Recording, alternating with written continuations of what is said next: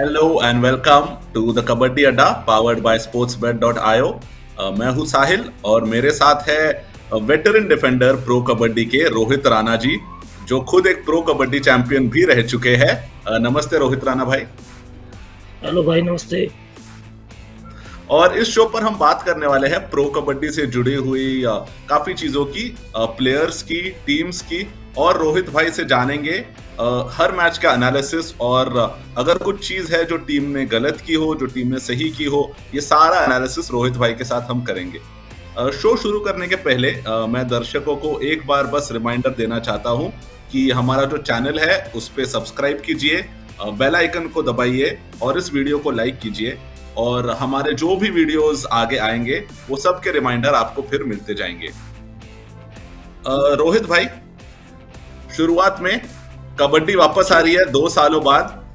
As a fan मैं तो काफी एक्साइटेड हूं। आई एम श्योर बाकी सारे फैंस भी एक्साइटेड है, प्लेयर्स एक्साइटेड है। आप क्या कहेंगे इसके बारे में? एक्साइटेड तो प्लेयर्स भी बहुत एक्साइटेड है। एज अ प्लेयर मैं भी बहुत एक्साइटेड हूँ, और जो ऑडियंस है वो भी बहुत एक्साइटेड होगी, फैंस भी बहुत एक्साइटेड होंगे, क्योंकि 2 साल के लंबे समय के बाद आज ये प्रो कबड्डी भी स्टार्ट हुई है। और उसको मतलब बहुत टाइम से सब वेट कर रहे थे। मेरे को भी कई बार मैसेज आते थे कि कब स्टार्ट होगा, तो फाइनली वो दिन आ गया है और सभी इस चीज़ के लिए बहुत सालों से वेट कर रहे थे। तो सबको बहुत खुशी होगी और उसका लुत्फ उठाएंगे सब जी। और जैसे ओपनिंग हुई है प्रो कबड्डी की, मैं तो कहूंगा काफी धमाकेदार हुई है। बहुत से क्लोज एनकाउंटर्स देखने मिले हैं, बहुत से स्टैंड आउट परफॉर्मेंसेस। जैसे पहले 2 मैचेस में ही काफी सारे super tens, high fives, super tackles, बहुत कुछ देखने मिला है। आप पहले 2 दिनों को कैसे देखते हैं? पहले 2 दिन जो है ये बहुत टफ गए हैं। कुछ टीमों के बहुत टफ गए हैं, कुछ टीमों के बहुत वन साइडेड मैच रहे हैं। तो 2 साल के वेट के बाद सभी टीम एक दूसरे के ऊपर अपनी भड़ास निकाल रहे हैं। तो मतलब 2 साल के वेट के बाद, इतना लंबे समय बाद वो में खेलने को मिल रहा है, तो सब अपना परफॉर्मेंस देने की कोशिश कर रहे हैं। पर कहीं तो टीमों की जो प्लानिंग है वो थोड़ी जो मिसगाइड होने के कारण वो कभी क्या होता है, उसकी वजह से मैच लूज होता है, क्योंकि सभी टीम एक बराबर है। तो इस वजह से तो यही कारण है मेन कि जो टीम मेन टाइम में एक्शन पे रिएक्शन कर गया तो वो टीम विन करेगी। बिल्कुल। शो में आगे बढ़ने से पहले मैं सारे व्यूअर्स को एक बार याद दिलाना चाहूंगा कि स्पोर्ट्स अड्डा की बहुत सारी मर्चेंडाइज है जो आप जीत सकते हैं। मर्चेंडाइज जीतने का बहुत आसान तरीका है। हमारे यूट्यूब चैनल पर आइए, सब्सक्राइब कीजिए, बेल आइकन दबाइए, इस वीडियो को लाइक कीजिए, और एक बहुत आसान सा सवाल है जो मैं पूछने जा रहा हूं, उस सवाल का जवाब कमेंट्स में लिखिए, और हर एपिसोड में एक लकी विनर जीत सकते हैं स्पोर्ट्स अड्डा की बहुत सारी मर्चेंडाइज। इस हफ्ते का सवाल बहुत सिंपल सवाल है। रोहित राणा जी, आप तो इस सवाल से काफी वाकिफ होंगे। जी, मैं आपको व्हाट्सएप कर दूंगा इसका जवाब। तो ये फैंस के लिए थोड़ा सा क्लू भी है कि रोहित जी बहुत अच्छे से जानते हैं इस सवाल का जवाब। सवाल है, वो कौन सी पहली कबड्डी टीम थी जिसने प्रो कबड्डी का खिताब जीता था?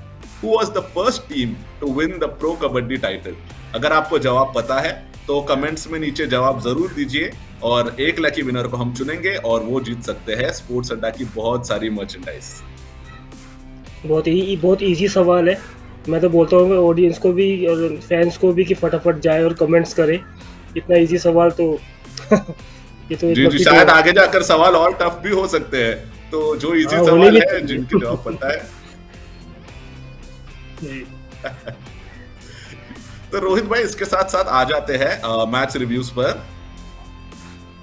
कुछ टॉकिंग पॉइंट्स मैं कहूंगा इस वीक के, और बस हम उसके ऊपर चर्चा करेंगे। पहला जो टॉकिंग पॉइंट है, जो मेरे लिए काफी एक्साइटिंग रहा है, 2 बहुत close encounters, Tamil Thalaivas versus Telugu Titans, Haryana stealers versus Patna pirates. ये दोनों एनकाउंटर्स बिल्कुल एज ऑफ सीट थ्रिलर्स रहे हैं। मतलब अंत तक कह नहीं पाए कि कौन सा किस तरफ जाएगा। लास्ट रेड तक की मैचेस थी। कैसे देखते हैं मैचेस को आप? देखिए, मैंने आपको जैसे कहा था कि टीमें सारी एक जैसी है, और कोई ऐसा नहीं है कि जो टीम वन साइड जीती है वो अगले मैच में भी वन साइड जीतेगी, ऐसा कुछ भी नहीं है। मैंने आपको कहा था कि ये जो प्लानिंग्स है ना, अगर प्लानिंग जो आप करके आते हैं, अगर वो ग्राउंड में उसी प्लानिंग से चल रहे हो सिचुएशन के हिसाब से, तो आपको प्लानिंग उसी टाइम चेंज करनी पड़ती है, क्योंकि हर मैच में जो प्लानिंग करके आते हैं सिचुएशन कभी चेंज हो जाती है। तो क्लोज मैच में हमेशा सिचुएशन चेंज होती है, तो उसमें काफ़ी ज़्यादा टीम के कैप्टन को, कोचेस को ज़्यादा ध्यान देना चाहिए कि कितना टाइमिंग का ध्यान देना चाहिए, कितने पॉइंट रहेंगे, कितने थर्ड रेट कब आएगी, इन सब का देना चाहिए। तो ये जो इंटरेस्टिंग मैचेस हुए हैं, तो इसमें जो क्लोज मैचेस होते हैं, इसमें देखो ना, जैसे कि अब तमिल तलाइवा और तेलुगु टाइटन का मैच देख लो।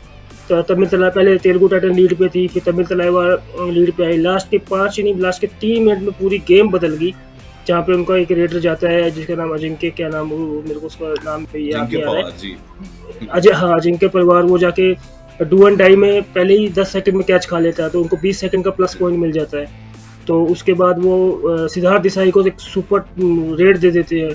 तो इसके उनके पास लीड थी कि वो 3 मिनट में वो लीड, अगर वो एक प्लेयर भी अपने दे देते तब भी वो आराम से जीत सकते थे। तो यहाँ कहीं ना कहीं उनसे गलती हुई है कि उसको मेन सिद्धार्थ को सुपर रेड दे दी और उसने जल्दी कैच करी। तो मैं कहीं ना कहीं, अगर मैं होता तो मैं उनको बोला जितना हो सके टाइम वेस्ट करो, एक सिंगल टैकल करो, सिंगल टैकल कैच लग गया तो ओके, नहीं होगा तो कोई बात नहीं, एक स्कोर जाएगा, टीम खड़ी रहेगी स्कोर टाइम के हिसाब से।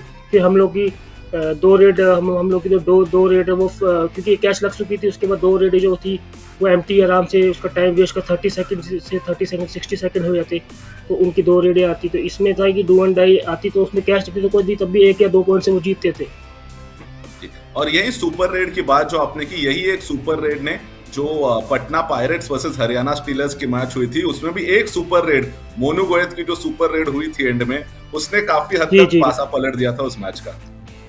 मोनू गोइज की भी हुई थी, और एक सचिन तेंदुलकर लास्ट में मैच और क्लोज आ गया था, जब तो जी जी सचिन ने भी काफ़ी अच्छा उस टाइम दो पॉइंट लेके आए, तो उस टाइम मैच वहाँ से टर्न हो गया। तो मैंने कहा था ना, एक टाइमिंग और एक जो ये हमारा टाइमिंग और स्कोर है, इसके हिसाब से चलना चाहिए। तो उनको उनने क्या क्या एम्प्टी रेड भी मारी टाइम से, क्या बोलते हैं, थर्ड रेड जो होती है हमारी डू एंड डाई रेड, उसमें सक्सेस हुए वो, तब जाके पटना पायरेट्स आराम से विन किया। सेकंड टॉकिंग पॉइंट के तरफ आते हैं। जैसे हमने क्लोज मैचेस की बात की, एक्साइटिंग मैचेस की बात की, दूसरे काफी, जैसे आपने कहा, वन साइड मैचेस हुए। मैं सोचता हूँ बंगाल वॉरियर्स वर्सेस यूपी योद्धा जो था, काफी हद तक वन साइडेड मैच था। एंड में प्रदीप नरवाल रेड पर भी नहीं आ रहे थे मैच पे रहकर।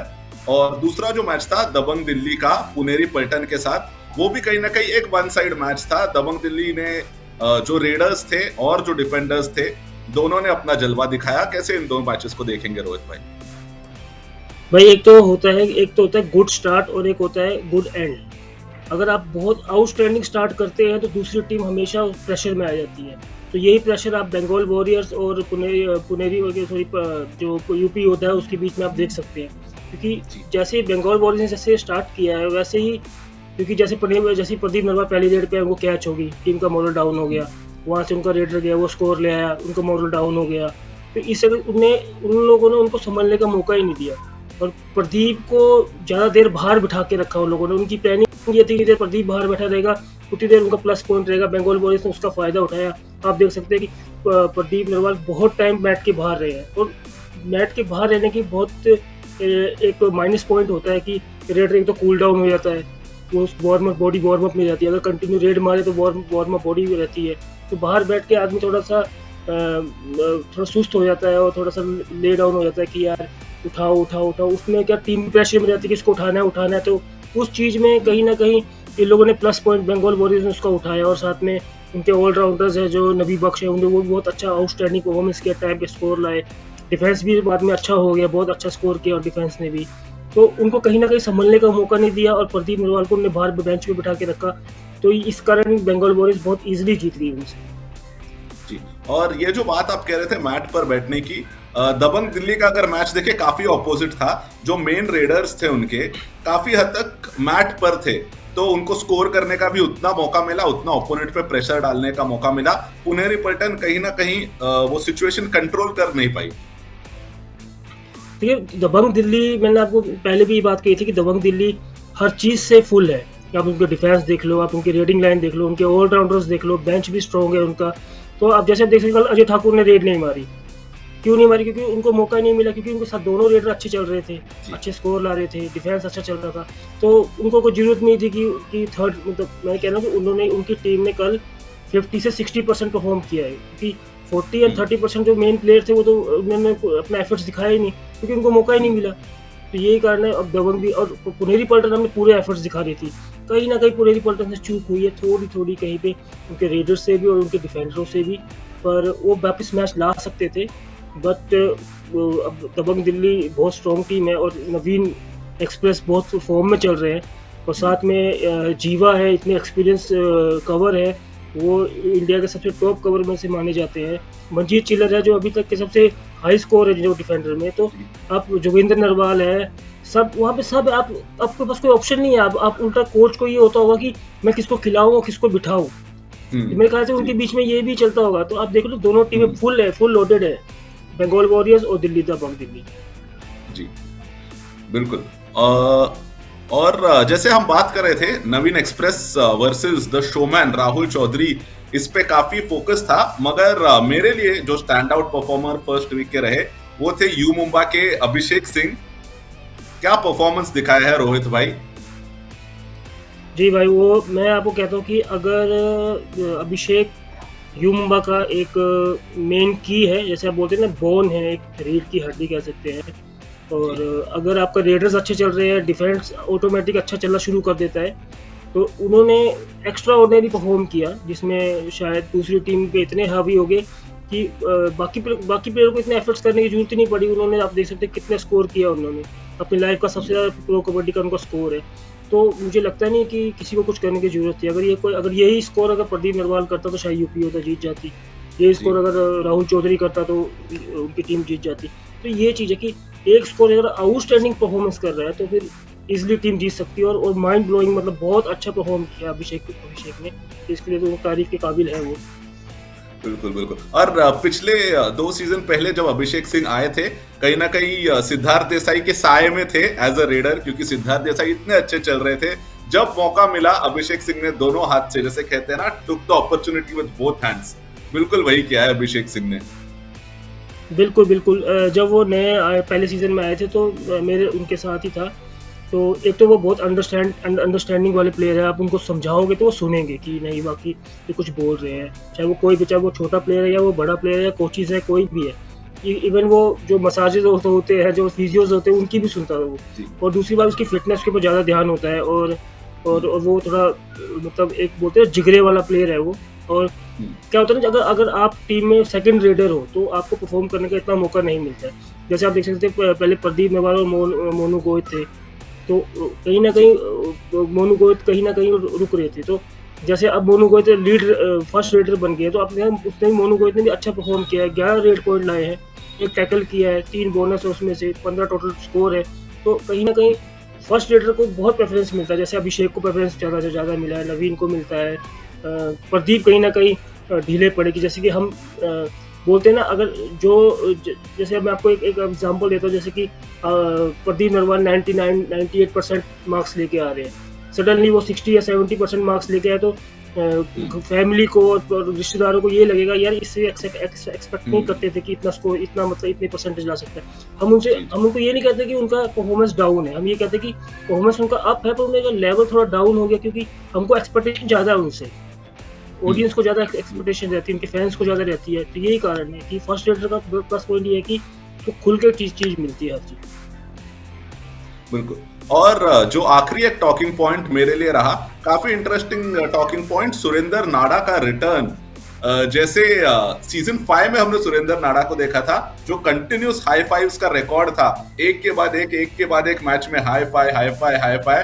और इस बार भी जब आए हैं पहले मैच में हाई फाई, तो एक्सपीरियंस है कहीं ना कहीं, और काफी सारे यंग डिफेंडर्स को भी पीछे छोड़ दिया उनके एक्सपीरियंस ने।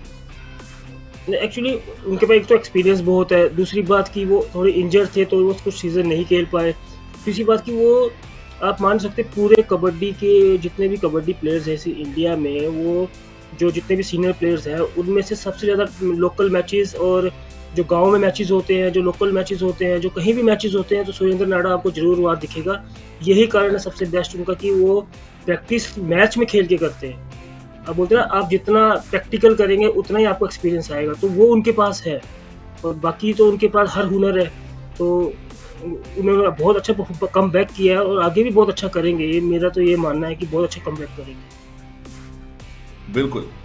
इसके बाद रोहित भाई बढ़ते हैं आपके पिक्स ऑफ द वीक में। जो 7 प्लेयर आपके लिए स्टैंड आउट रहे हैं इस हफ्ते में, उन प्लेयरों का नाम हम जानना चाहेंगे और वो वजह कि क्यों आपको लगता है कि वो प्लेयर स्टैंड आउट रहे हैं।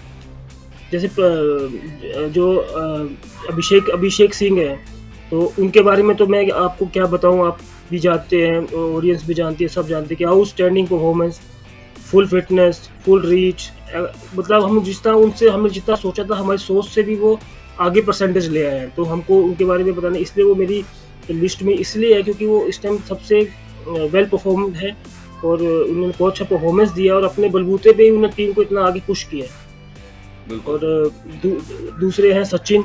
सचिन ने वो मेरी लिस्ट में इसलिए क्योंकि सचिन ने एक ऐसे मूवमेंट में स्कोर निकाला जिस टाइम क्रूशल टाइम चल रहा था कि दोनों टीमों का स्कोर लेवल में था, 1-2 का स्कोर था।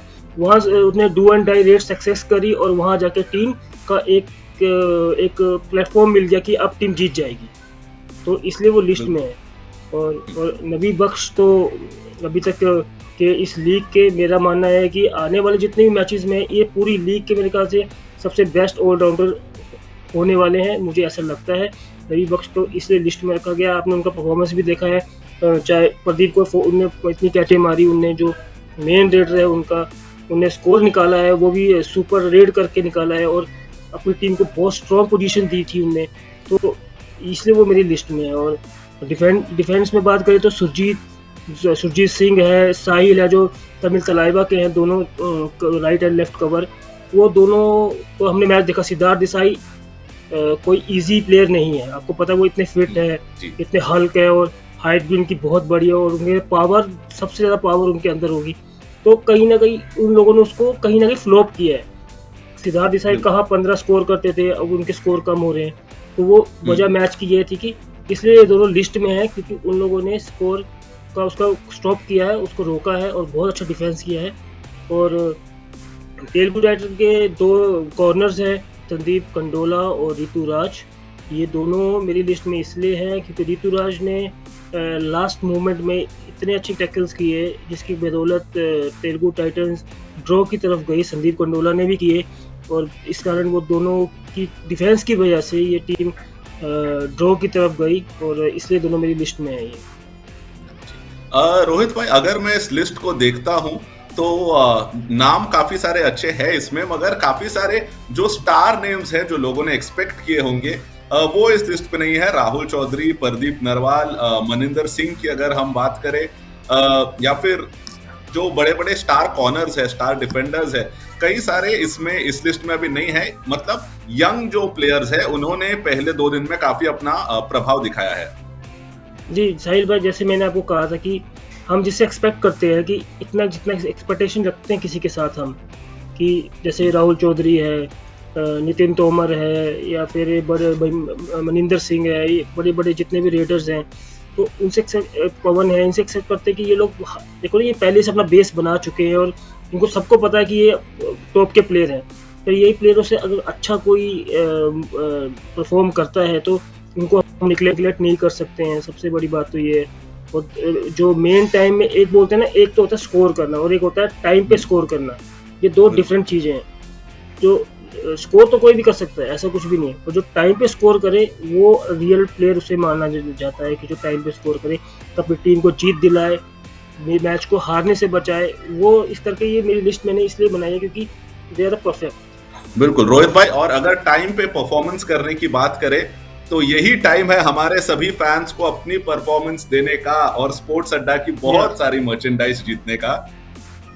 हमारा एक सवाल है जिसका जवाब आपको कमेंट्स में देना है, हमारे चैनल को सब्सक्राइब करना है और इस वीडियो को लाइक करना है।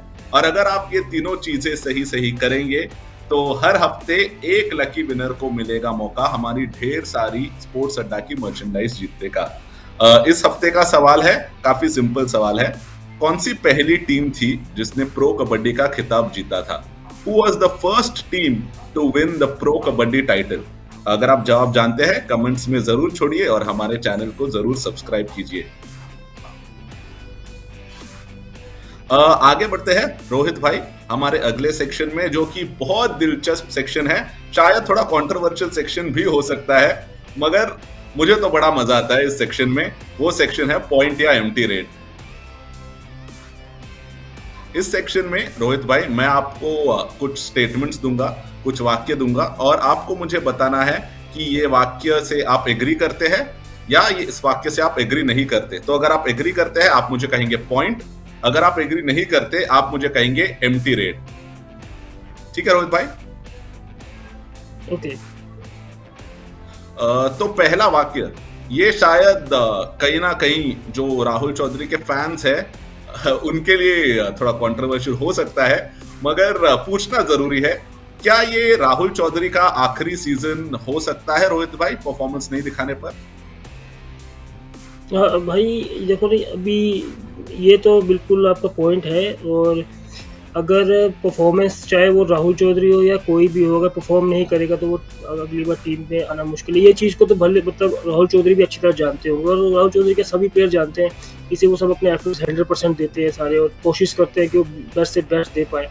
तो इसमें ये तो कोई कंट्रोवर्शियल वाली बात नहीं है, इसमें तो ये तो एक मतलब अंडरस्टैंडिंग वाली बात है कि अगर आप परफॉर्म नहीं करेंगे तो आपको कोई प्लेयर पसंद भी नहीं करेगा। तो ये है कि, और मुझे लगता है वो परफॉर्म करेंगे। अभी फर्स्ट मैच है, कोई बात नहीं, अभी अगले बहुत सारे मैच अभी तो बहुत दूर है दिल्ली, तो देखो अभी क्या बनता है। पर आपका ये पॉइंट है, ये भी बहुत सभी प्लेयरों के लिए ये लागू होता है। रोहित भाई राहुल चौधरी की तो हमने बात कर ली, उनके एक बहुत अच्छे जो स्पेशल खास फ्रेंड है प्रो कबड्डी में, उनकी बात करेंगे अगली। क्या इस सीजन हम अजय ठाकुर को इतने फ्रीक्वेंटली रेड करते हुए नहीं देखेंगे?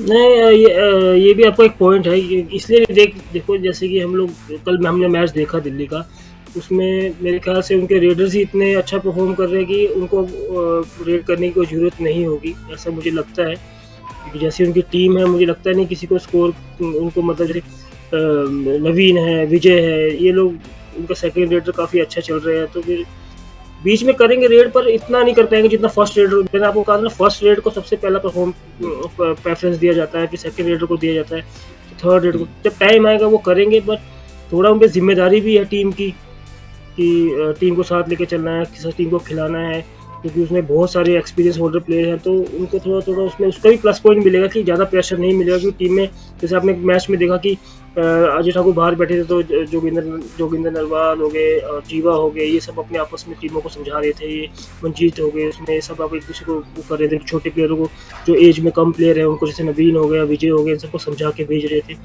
तो इस करके भी थोड़ा उनको वो कि इस टीम में ना अभी इस टीम में सब कुछ है, अगर तब भी ये टीम हारती है तो फिर तो मतलब इसमें तो फिर उनको उस चीज़ को सोचना पड़ेगा कि उसमें अभी फिलहाल के मैच में तो बहुत अच्छा परफॉर्म किया है। और वैसे मुझे लगता नहीं कि अजय ठाकुर को रेड करने की जरूरत है, जब करेंगे तब देखेंगे।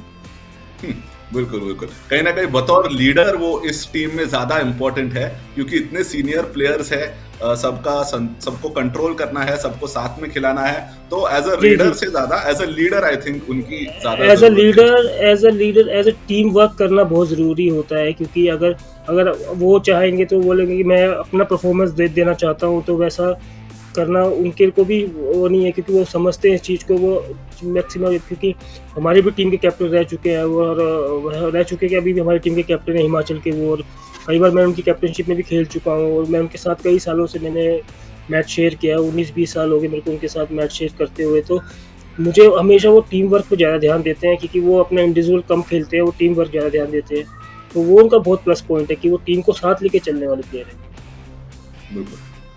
रोहित भाई अगला स्टेटमेंट, जो एक्सपीरियंस प्लेयर्स है उनसे एक यंग प्लेयर की तरफ आते हैं, अर्जुन देशवाल, जिन्होंने काफी ऑक्शन में काफी बातचीत रही उनके अराउंड, क्योंकि काफी सारी बोलियां लगी उनपे, जयपुर पिंक पैंथर्स ने भी काफी बड़ी बोली लगाई थी अर्जुन देशवाल पे।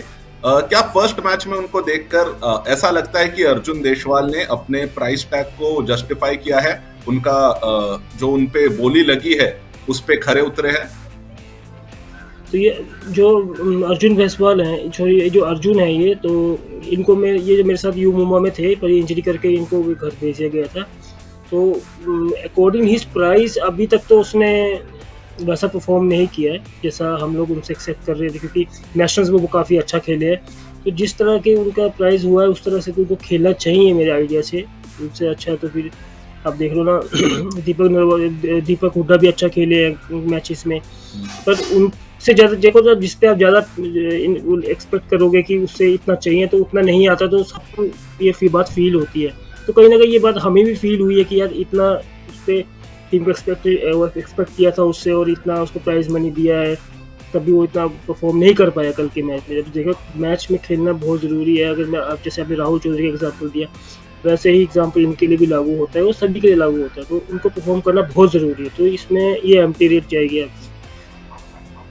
बिल्कुल। और आखिरी सवाल, फिर से एक सीनियर प्लेयर के बारे में, सुरेंद्र नाडा इस साल अपना पूरा बेस्ट देकर बहुत बड़ा इम्पैक्ट करेंगे इस सीजन पर, ये पॉइंट या एम्प्टी रेट रोहित भाई? ये पॉइंट है क्योंकि मैं उनके साथ बहुत टाइम से मैं उनको जानता हूँ, उनके साथ खेल चुका हूँ, लोकल मैचेस भी वो खेलता हूँ। जितने लोकल मैचेस सुरेंद्र नाडा खेलते हैं, आप किसी भी प्लेयर से पूछ लेना ये बात, जाके आप किसी को फोन करके पूछना, इंडिविजुअली पूछना, जितने टूर्नामेंट लोकल टूर्नामेंट वो खेलते हैं, शायद ही इस इंडिया में या शायद ही कोई पूरे वर्ल्ड में कोई ऐसा कबड्डी प्लेयर खेलता हुआ इतने मैचेस। वो बहुत मैचेस खेलता है, तो वहीं से वो एक्सपीरियंस गेन करता है, स्किल्स उसके पास है, एक्सपीरियंस उसको खेल खेल के मिल जाता है। तो ये आने वाले जितने भी मैचेस में, तो मेरे को लगता है वो जैसे कल ने परफॉर्म किया वैसे ही वो बहुत आउटस्टैंडिंग, मुझे लगता है हर मैच में उनका 3 to 4 अबव ही स्कोर रहेगा डिफेंस में। रोहित भाई, अब मैचेस से जरा हटके एक टॉपिक पे आते हैं, जो है हमारा सेक्शन ट्रिब्यूट टू लेजेंड्स। और इस बार ट्रिब्यूट टू लेजेंड्स एपिसोड में हम बात करने वाले हैं अनूप कुमार सर की। अनूप कुमार सर जो not just as a player but as a captain और एज अ ह्यूमन बीइंग भी, इंसान के तौर पे भी काफी सारे फैंस को इंस्पायर करते हैं। कैसे देखेंगे आप इनके कंट्रीब्यूशन को कबड्डी की तरफ और इंडियन कबड्डी की तरफ? देखिए, as a player, as a captain तो सभी जानते हैं उनको, पर एज ए ह्यूमन बीइंग मैं उनके बारे में बताता हूँ कि he is a very nice guy. वो बहुत अच्छे इंसान हैं, दिल से बहुत अच्छे इंसान हैं, फ्रेंडली हैं, कम बोलते हैं, किसी को हर्ट नहीं करते हैं, और सबसे बड़ी बात कि वो बहुत केयरिंग है, अपने से छोटे प्लेयरों के लिए बहुत केयरिंग है। वैसे मैंने उनके साथ कई साल में उनके साथ खेला हूँ। मैं एयर इंडिया में जब मैं नया आया था, तब मैं उस टाइम बहुत यंग प्लेयर था, तो उनका मुझे बहुत सपोर्ट रहा है उस टाइम। तो मेरे को हमेशा उनने मोटिवेट किया, और मैं उनको मैं हमेशा पूरी लाइफ जब तक हमारी लाइफ है, मैं उनको दिल से हमेशा उनकी रिस्पेक्ट करता हूँ और उनको फॉलो करने की कोशिश करता हूँ। ऐसा बन नहीं पाएंगे हम लोग, तो फॉलो करने की कोशिश करते हैं। और एक बहुत दिलचस्प कहानी है रोहित भाई आपकी अनूप कुमार सर के साथ। एक मैच जो आपने एज अ जूनियर प्लेयर वो मैच हारा था, उसकी एक कहानी आपके पास है, प्लीज हमारे साथ वो शेयर कीजिए। हाँ, ये कहानी है, बट ये मेरे ख्याल से अनूप भाई को याद ही नहीं होगी, क्योंकि उनकी लाइफ में ये बहुत नॉर्मल उनके लिए सब चीज़ें, क्योंकि हमने बहुत सारे साल साथ में खेले हैं। और हम लोग एक बार टूर्नामेंट खेलने गए थे, तो वहाँ पे हम लोग एक नॉर्मल टीम से मैच हार गए, और हम लोग तो नए आए थे उस टाइम। मेरा तो उस टाइम ऐसे एज अ ट्रायल ही मेरा वो डेब्यू था उसमें। तो मैं उसमें मैच खेल के हम लोग हार के बाहर आ रहे थे, तो अपने बच्चे होते थे उस टाइम, और मुंह लटका के बाहर, उस टाइम इतना पता नहीं होता था। तो उस टाइम प्रो कबड्डी भी कुछ भी नहीं होता था उस टाइम, सिर्फ मैचेस ही, लोकल मैचेस और ये all India A grade tournament, यही सबके लिए प्रो होते थे। तो उसमें हम लोग फ्लॉप हो गए, ऐसी टीम से हार गए, क्योंकि हमें कुछ प्लेयरों ने ऐसा बोला कि यार ये कोई टीम है जिससे हार गए तुम लोग, ये है वो है फलाना, पब्लिक बोल रही है ऐसे। तो हम लोग बैठे हुए थे, हमारे बगल में आके अनूप भाई बैठे, बोला क्या हुआ? मैंने भाई साहब ऐसे मैच हार गए। तो उन्होंने बोला यार क्या हो गया? मैच है, जिंदगी थोड़ी हार गई। बोला मैच है, कोई बात नहीं, नेक्स्ट टूर्नामेंट है, उसकी तैयारी करते हैं, इसमें क्या हो गया? और उनकी सबसे प्लस पॉइंट ये है कि वो असली में एक रियल कैपिटल कूल है।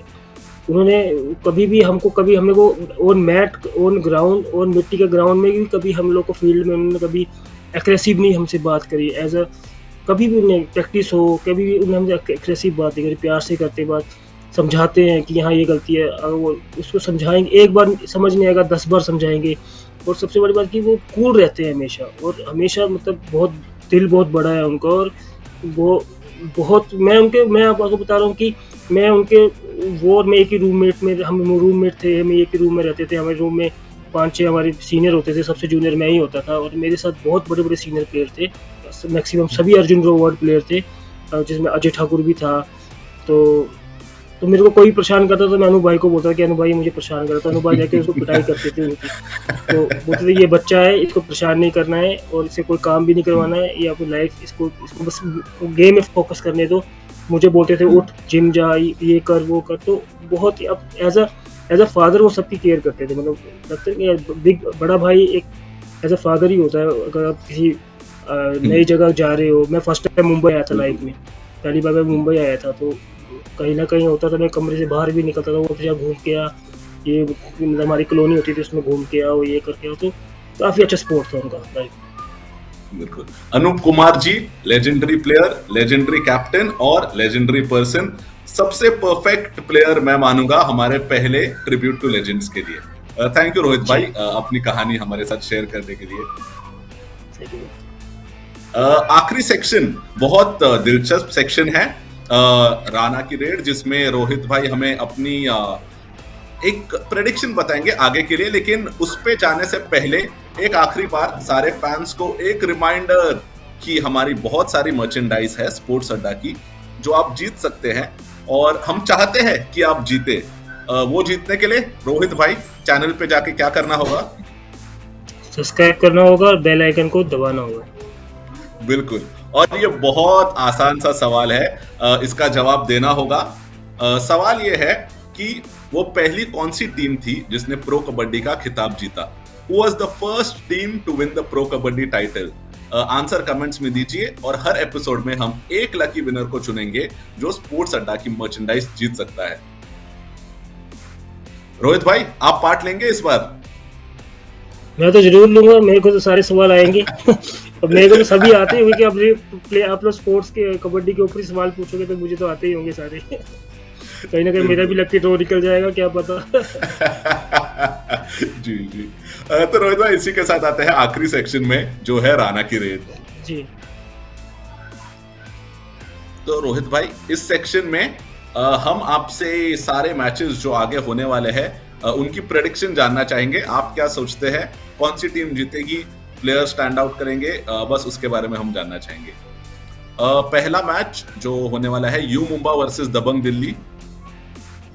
दबंग Delhi. Tamil Thalaivas versus Bengaluru Bulls southern derby. Tamil Thalaivas.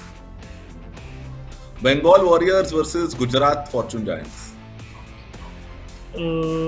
Bengal Warriors. Okay. Patna Pirates versus UP Yoddha. UP Yoddha. Puneri Paltan versus Telugu Titans. Puneri Paltan. Okay. Jaipur Pink Panthers versus Haryana Steelers. Jaipur Pink Panther. Okay. फिर से गुजरात जायंट्स वर्सेस दबंग दिल्ली। दबंग दिल्ली। और रोहित भाई, आखिरी मैच वीकेंड का Bengaluru Bulls versus Bengal Warriors. Bengal Warriors. Okay, तो ये थे रोहित भाई के प्रेडिक्शंस, हमने लॉक कर लिए हैं।